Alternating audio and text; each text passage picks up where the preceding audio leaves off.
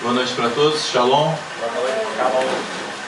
O pastor Armindo, ele lembrou ali, ele viu o vídeo, né, sobre as Guianas e lembrou, né, do Kleber, que é esse rapaz que estava falando aí, e ele com a família dele que vão para Guiana Inglesa, né?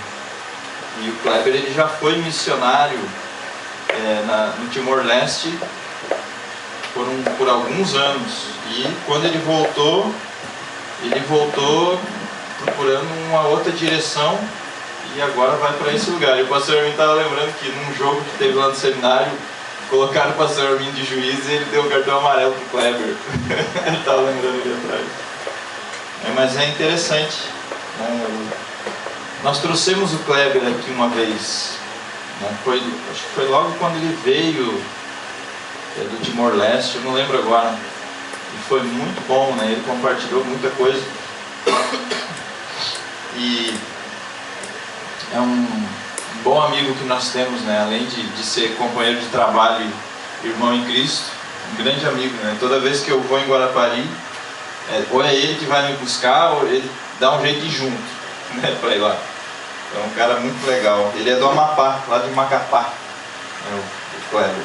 A gente chama ele de Bocão. A boca dele é um pouco grande, né? Mas você tem que pensar sobre essa coisa de missões, né? E é interessante as informações, né, que trazem esses vídeos e que a Secretaria de Missões está organizando. Isso é bom. Eu acho que nós precisamos conhecer as necessidades que estão pelo mundo, né? E também o trabalho missionário que está sendo feito, né, por meio do seminário SDC.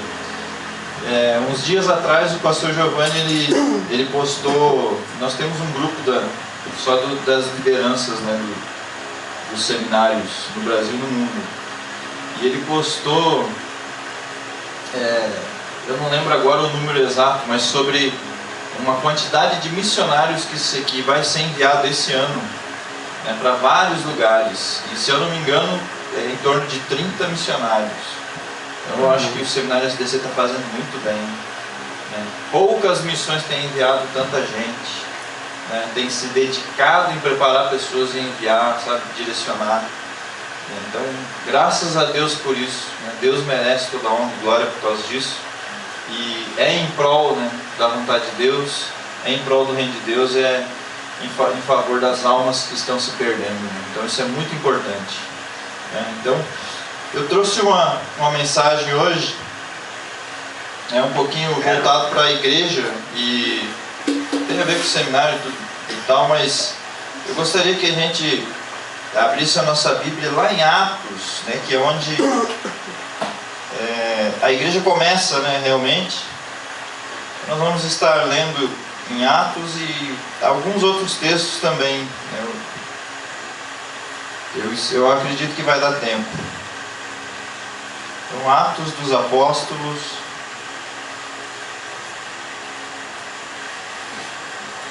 eu gostaria de começar lendo o capítulo 1, depois nós vamos ler algumas outras partes aqui.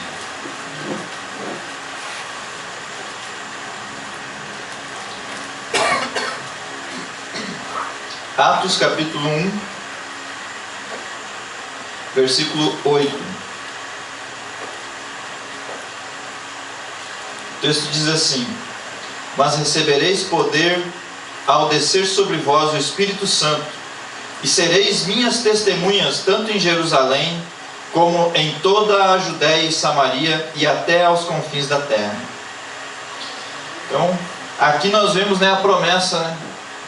Promessa do revestimento de poder, né? O poder para testemunhar, né? O poder que Deus, né, derramou sobre sua igreja, sobre seus discípulos, né, sobre nós.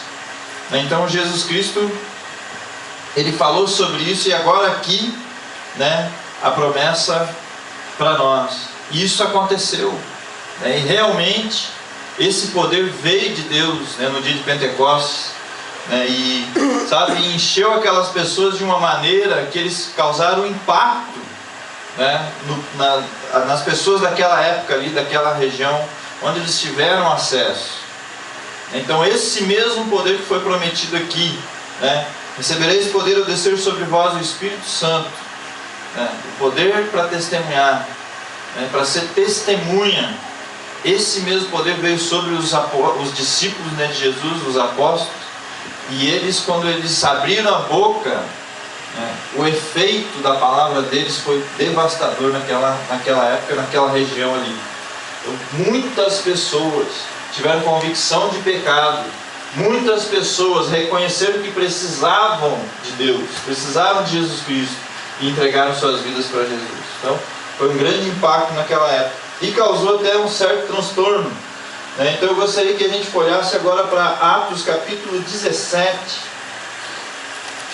E nós vamos continuar a leitura a partir daqui. Atos 17. E nós vamos ler do versículo 1 ao 8.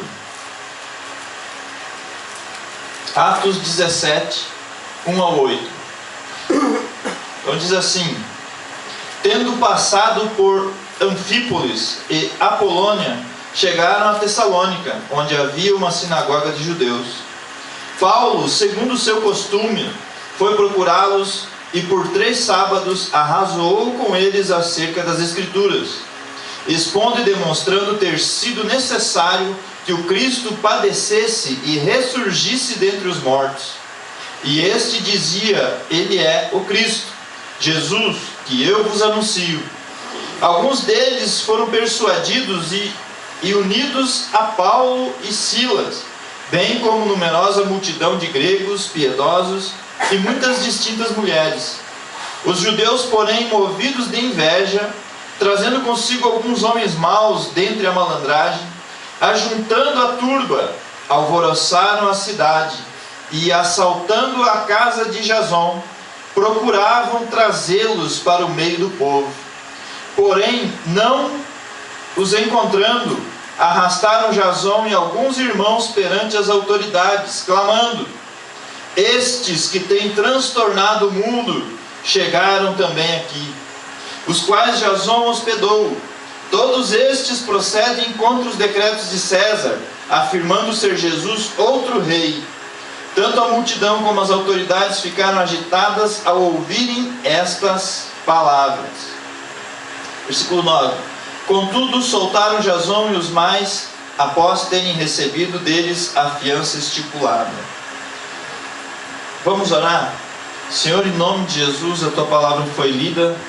E mais uma vez, Deus, né, nós temos um trecho aqui da história da Tua igreja, da história de homens de Deus, né, que se dispuseram, Senhor, a anunciar o Teu Evangelho até os confins da terra. Então, cheios do poder do Teu Espírito, Deus, eles conseguiram transtornar o mundo daquela época, conseguiram impactar pessoas, conseguiram incomodar autoridades, Deus, porque foram movidos pelo Teu Espírito Santo. E eu te peço, Deus, que esse mesmo Espírito esteja entre nós nessa noite, em nome do Senhor Jesus, e que esse mesmo Espírito encha os nossos corações e transforme a vida de pessoas nessa noite, Deus, e, sabe, guie pessoas, leve pessoas a Te buscar mais e mais, Deus, com mais intensidade, com mais amor à Tua obra, Deus, com mais dedicação, Deus, com mais fervor, em nome de Jesus. Nós pedimos que o Senhor esteja falando aos nossos corações. Use o Teu Espírito nessa noite, em nome de Jesus. Amém. Então aqui nós vemos um episódio interessante, né? Os apóstolos vão para um determinado lugar e eles incomodam algumas pessoas. E eu acho interessante essa parte no versículo 6, onde eles levam Jason e algumas pessoas e eles fazem a seguinte declaração: estes que têm transtornado o mundo chegaram também aqui. Então a mensagem de Jesus Cristo estava causando impacto por onde passava, estava transtornando, estava incomodando, né? E transtornar no dicionário fala alterar o viver, fazer mudar de opinião. Então era esse o tipo de transtorno que o Espírito de Deus estava fazendo na vida das pessoas, e isso estava incomodando muita gente. Então o poder de Deus estava sendo manifestado, pessoas estavam tendo vidas transformadas. Sabe, meus queridos, até hoje muitas pessoas, quando se convertem, eles arrumam um grande problema, né? Por causa dos seus familiares, por causa da religiosidade, por causa de tradições, né, que as famílias carregam com relação a religiões.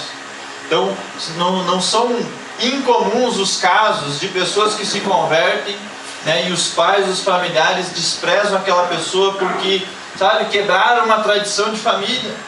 Mas sabe, o Evangelho ele é pregado para isso, sabe, para trazer pessoas, né, livrar pessoas da escravidão do pecado, da escravidão da religiosidade, que muitas vezes mais atrapalha do que ajuda as pessoas, né? E Jesus Cristo, a declaração que a Bíblia nos dá é que para a liberdade foi que Cristo nos libertou.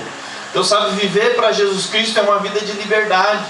É diferente, sabe, daquele jugo, né, que a religiosidade muitas vezes impõe sobre as pessoas, né? Sabe, então, sabe o que Deus ele quer fazer no meio de nós? Ele quer nos encher do mesmo poder. E Ele quer que do meio de nós aqui aconteça o mesmo efeito. Vidas sejam transtornadas por onde você passar, sabe? Cidades inteiras, talvez países. Nós não sabemos o poder de Deus até onde Ele pode chegar. Mas aí, sabe, não tem limite.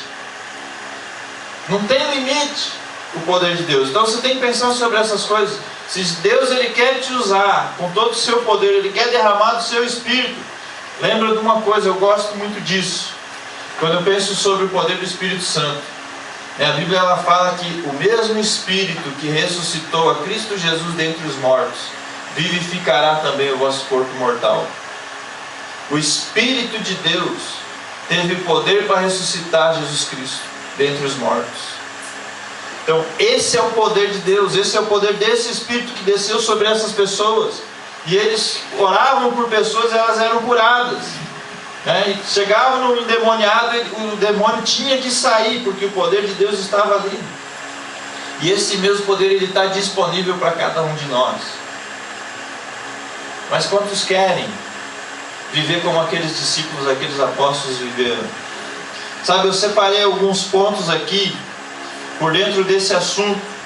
Os apóstolos eles impactaram o mundo de sua época. Por onde eles passavam, multidões se convertiam, né? Tem aquele momento que eu até falei hoje de manhã, né? Pedro pregou, 3.000 almas se converteram. O cara falou uma mensagem, né? Testemunhou sobre o que Jesus Cristo fez na cruz. 3.000 pessoas, tinha uma multidão naquele lugar. 3.000 pessoas falaram, rapaz, é isso que eu quero. Em uma mensagem só. Então, rapaz, aonde eles passaram, eles causaram impacto. A igreja ela possui características que fazem um impacto no mundo. Mas a igreja ela tem que ser sadia, ela tem que viver segundo o padrão da palavra. Para causar algum impacto ao ponto de as pessoas falarem, rapaz, esses que têm transtornado o mundo chegaram até aqui. Então olha a declaração que esses homens fizeram sobre os apóstolos. E eu te faço uma pergunta, né? E é lógico que eu tenho a resposta para isso, nós vamos falar sobre isso. Mas o que pode causar um impacto de proporções mundiais? O que pode causar um impacto a ponto de levar uma pessoa a mudar de vida? O que poderia fazer isso? Uma coisa eu te digo, né? Esse mundo não tem nada que possa causar tamanho impacto, a não ser, né, para o mal. Então vou usar algo do contexto agora, né? Aconteceu essa tragédia lá de Brumadinho, né, em Minas. Então, aquele incidente ali, né? Tudo aquilo que aconteceu ali, as vidas que se perderam ali, causaram impacto na vida dos seus familiares, causaram impacto naquela cidade, naquela região. Mas é um impacto, sabe, de tristeza, talvez de ira, talvez, sabe, de aquela sede de justiça, de querer responsabilizar alguém. Esse foi o tipo de impacto. Mas o impacto que o Evangelho de Jesus Cristo traz é diferente. Ele tira o homem de uma vida de pecado e leva para uma vida de santidade. Ele tira o homem de uma vida de escravidão e coloca ele num caminho de liberdade. Ele pega alguém que era um Zé Ruela nesse mundo e faz dele um grande homem de Deus, sabe, alguém cheio de poder do Espírito. Então, sabe, Deus ele quer transformar a vida de cada pessoa. Isso inclui cada um de nós aqui, né? Até pessoas que não estão aqui hoje. Deus quer fazer. Então eu separei alguns pontos aqui. Características de uma igreja que impacta o mundo. Então, primeira coisa, Atos 1:8, poder para testemunhar, né? Mas recebereis poder ao descer sobre vós o Espírito Santo, e sereis minhas testemunhas, tanto em Jerusalém como em toda a Judéia e Samaria e até os confins da terra. Então esse é o poder de Deus. É isso que Deus ele quer para cada um de nós. Ele quer nos encher com o Espírito dele para que a gente possa testemunhar e o nosso testemunho seja eficiente, venha produzir frutos, venha impactar pessoas, venha transtornar mesmo, né? Como diz aqui essa definição, alterar o viver, fazer mudar de opinião. Rapaz, o Evangelho ele tem que mudar a tua opinião, ele tem que mudar a tua vida, ele tem que transtornar você.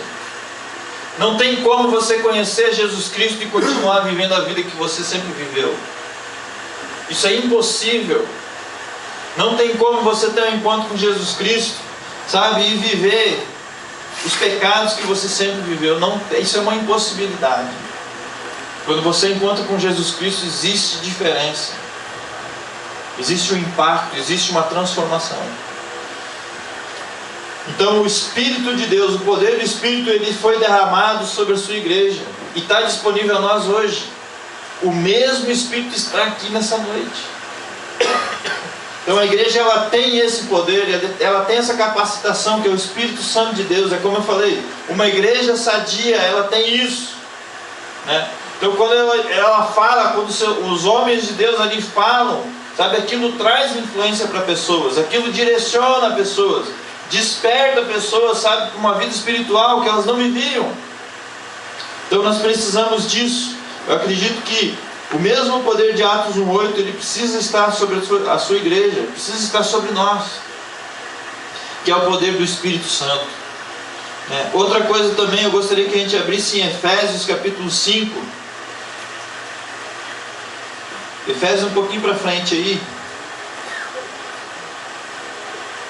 No capítulo 5, nós vamos ler 2 versículos aqui. Versículo 25 e 27. Efésios 5, 25.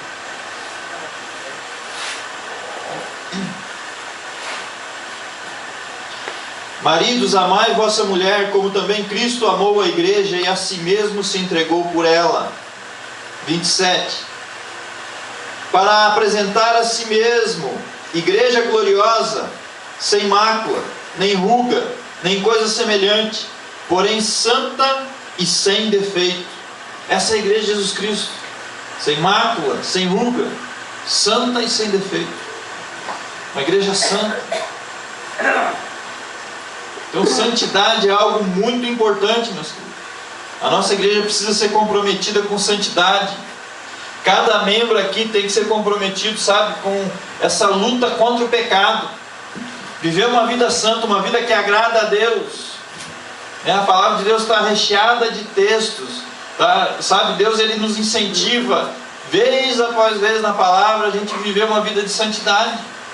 E o poder de Deus, ele também, ele está sobre nós para isso, para nos auxiliar. Então, sabe, o pecado não faz parte, não pode fazer parte da vida do cristão. Infelizmente, nós sabemos que muitas pessoas têm estado na igreja, mas que continuam vivendo uma vida de pecado. Sabe, é uma grande contradição, porque não tem como Deus compactuar com isso, não tem como Deus aceitar isso. Então Deus ele quer que cada um de nós esteja vivendo uma vida de santidade. Isso é muito importante. Então a igreja ela precisa ser santa, sem defeito e pura. Gálatas, volta um pouquinho aí, Gálatas capítulo 5, o versículo 16 diz assim, ó, Gálatas 5:16. Digo, porém, andai no Espírito, e jamais satisfareis a concupiscência da carne. Jamais. E eu faço uma pergunta para vocês nessa noite. Quanto tempo é jamais? Alguém me responde aí. Nunca? Tem um dia chamado jamais? Não tem, né? Nunca. Então, como que pode a pessoa viver uma vida e nunca pecar diante de Deus? Quando ela anda dessa forma aqui, ó. Andai no Espírito. Andai no Espírito. E jamais satisfareis as concupiscências da carne. Sabe, concupiscência é um desejo forte. Você ter desejos, não tem nada de errado nisso. Mas quando o desejo é forte, ao ponto de você ceder para eles, ao ponto de você viver uma vida desordenada, descontrolada, é perigoso. Só quem anda no Espírito tem vivido uma vida de santidade.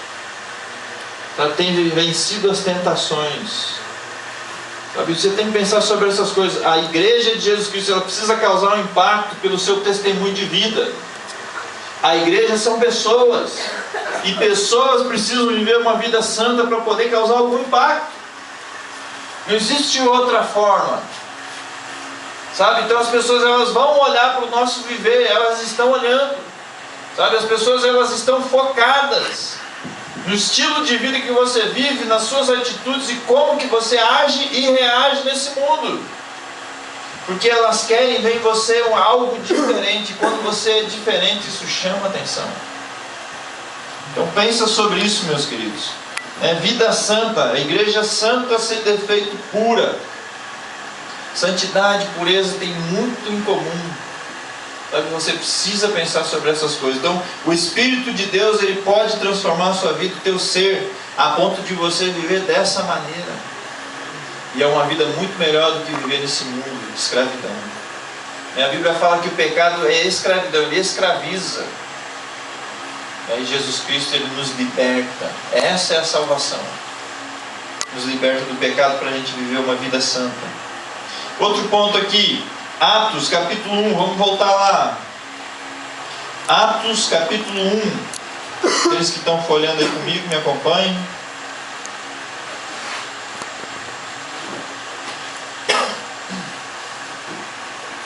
O versículo 14.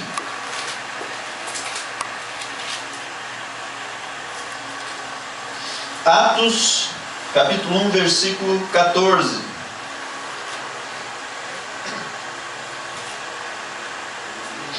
Diz assim, ó: todos estes perseveravam unânimes em oração, com as mulheres, com Maria, mãe de Jesus, e com os irmãos dele. Todos unânimes em oração. E aí em Atos capítulo 4, o versículo 32. Atos 4, 32, a parte A do versículo diz assim, ó: com grande poder os apóstolos davam testemunho da ressurreição do Senhor Jesus. E em todos eles havia abundante graça. Uma igreja com a mesma visão. Uma igreja, interessada na expansão do reino de Deus. Uma igreja unida em oração. Focada, em levar essa mensagem adiante. E implantar o reino de Deus aqui nessa terra já. Pensando na eternidade, pensando nas almas das pessoas, pensando no motivo por que Jesus Cristo morreu na cruz do Calvário. Então a igreja toda é envolvida, e eu acho interessante quando ele fala unânimes em oração. Então eles tinham um só propósito, um foco só, e eles estavam trabalhando para isso. E olha que coisa interessante. No versículo 32 ele mostra o seguinte: da multidão dos que creram, era um o coração e a alma. Ninguém considerava exclusivamente sua nenhuma das coisas que possuía. Tudo, porém, lhes era comum. Comum. Então eles tinham essa coisa, unanimidade em tudo. União. Então, graças a Deus, a igreja ela permaneceu forte e o Evangelho chegou até nós hoje. Então, o mesmo Evangelho chegou até nós. O Evangelho foi pregado nessa época. Então, a igreja com a mesma visão e expansão do reino de Deus. Depois, no capítulo 4, o versículo 32b, que a gente acabou de ler, que ele diz assim, ó: Ninguém considerava exclusivamente sua nenhuma das coisas que possuía. Tudo, porém, lhes era comum. Isso é interessante. Uma igreja desprendida das coisas materiais. Uma igreja disposta a oferecer tudo o que ela tinha em prol das pessoas, para ganhar pessoas, para ajudar pessoas, para demonstrar o seu amor por atitudes, por ação. Graças a Deus nós temos tido a oportunidade de abençoar muita gente. E sabe uma coisa que eu acho interessante? E você pode, sabe, se desligar da ilusão de que você vai ajudar os outros e eles vão até mesmo te agradecer. Esquece isso.